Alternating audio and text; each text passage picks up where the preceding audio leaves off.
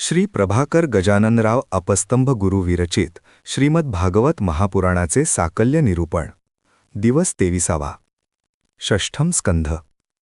मनुष्य जन्माला आला म्हणजे त्याला कर्म करावेच लागते। न जातु तिष्ठत्य कर्मकृत असे वचन आहे। अकर्म कुणीच राहू शकत नाही। मानवाची सहज प्रवृत्ती सुख आनंद प्राप्तीचीच असते। ते आनंदधाम सुखधाम ईश्वराचे परमधाम आहे। अर्थात ईश्वर प्राप्ती हेच मानवाचे अंतिम ध्येय असते। त्यासाठी जे प्रयत्न करावे लागतात ते साधन तो मार्ग हा कर्माचरणातून धर्माचरणातून जातो। म्हणून भागवत हे मुक्तीचे साधन असले तरी तिथपर्यंतच्या मार्गक्रमणाची प्रक्रिया विस्तृत सांगितली आहे। मानवाच्या मनोभूमीनुसार प्रवृत्ती निवृत्तीपर ज्ञान सांगावे लागते। कर्म करीत असताना त्याची फलनिष्पत्ती तर होतेच, मग कोणत्या कर्माचे पुण्य कोणत्या कर्माचे पाप हे सामान्यपणे ठरवता येत नाही। व्यवहारी जगातले कर्म व्यवहारवादीच असणार, पण हे परिमाण पारमार्थिक जगात लावता येत नाही। आणि मग इथे योग्य वाटले तरी तिथे ते अयोग्यही असू शकते।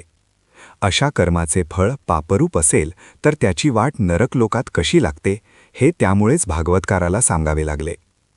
हे सारे वर्णन ऐकून परीक्षिती शुकदेवांना म्हणाला, महाराज, मला असा मार्ग सांगा की ज्यामुळे मला या यमपुरीचे दर्शन घडणार नाही। तेव्हा शुकाचार्य म्हणाले, राजा, पापाचे प्रायश्चित शास्त्रात वर्णिली आहेत।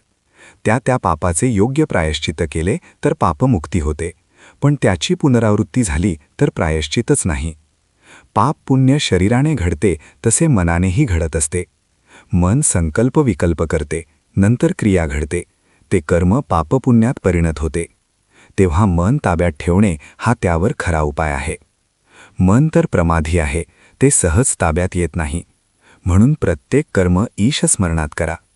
भगवंताने गीतेत अर्जुनाला सांगितले आहे, मा मनुस्मर युद्धच, युद्ध सुद्धा मला स्मरून कर म्हणजे तुला बाधणार नाही। युद्ध धनुष्य बाणांचे किंवा बॉम्बगोळ्याचे असते असे नाही। रोज किमान 2 वेळा तरी आपल्याला हातातोंडाचे युद्ध करावे लागतेच, आणि त्यासाठी दिवसाचे किमान 8 तास तरी साधनसाध्याच्या समस्यांबरोबर युद्धच करावे लागते। हे युद्ध सुद्धा अनुस्मरणाने केले तर पापपुण्याच्या अतीत आपले मार्गक्रमण होईल। परीक्षिता, पाप फळाला नरक यातनांना भिवू नकोस, त्यापेक्षा ईश स्मरण कर, त्यामुळे भयाचा नाश होईल। आपले मन भगवत चरणी गुंतून राहिले तर त्याला यमपाशभय राहत नाही। यासंबंधी विष्णू भगवान आणि यमराज यांच्यामध्ये अजामिळ ब्राह्मणासंबंधी चर्चा झाली, ती शुकाचार्यांनी परीक्षितीला सांगितली। परमेश्वराची प्राप्ती करून घेण्यासाठी ध्यान, अर्चना आणि नामस्मरण असे 3 मार्ग आहेत। याचेच प्रतिपादन या 6व्या स्कंधात केले आहे। हे सिद्धांत रूपाने सांगितले तर ते लवकर आकळत नाही, म्हणून दृष्टांताची योजना केली जाते।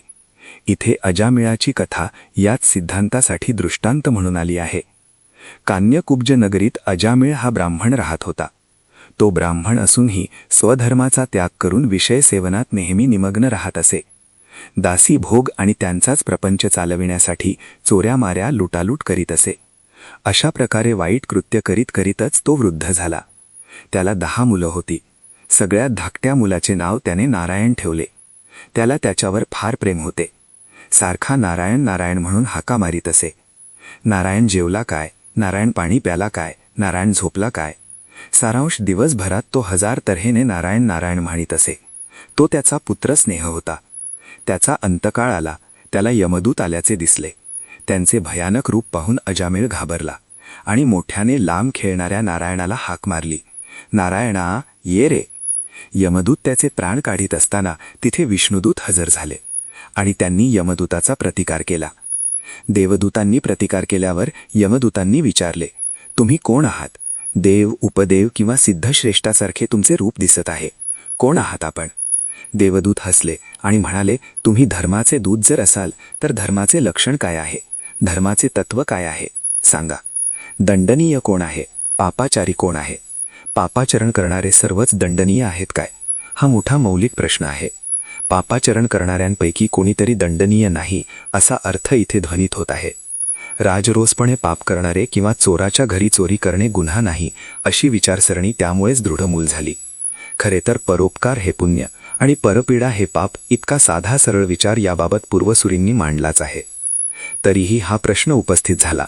त्याचं कारण धर्म अधर्म याची सांगड पाप पुण्य यांच्याशी घातली आहे हे होय. वेदांनी जे करावे म्हणून सांगितले ते धर्म आणि वेदांचा निषेध असलेली कर्मे ती अधर्म असा सुटसुटीत अर्थ झाला. कोणतेही कर्म गुणात्मकच असते, अर्थात सत्व रज तम आदी गुणांनी ते युक्त असते.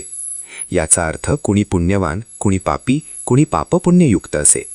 3 गुणांच्या प्राबल्यानुसार जीवाचेही 3 वर्ग पडतात. तसेच सुखी दुःखी आणि सुखी दुःखी असेही 3 वर्ग पडतात. ही त्रिविधता परलोकातही आहे आणि त्याचा संबंध या लोकी केल्या गेलेल्या त्रिविध गुणविभागाप्रमाणेच आहे.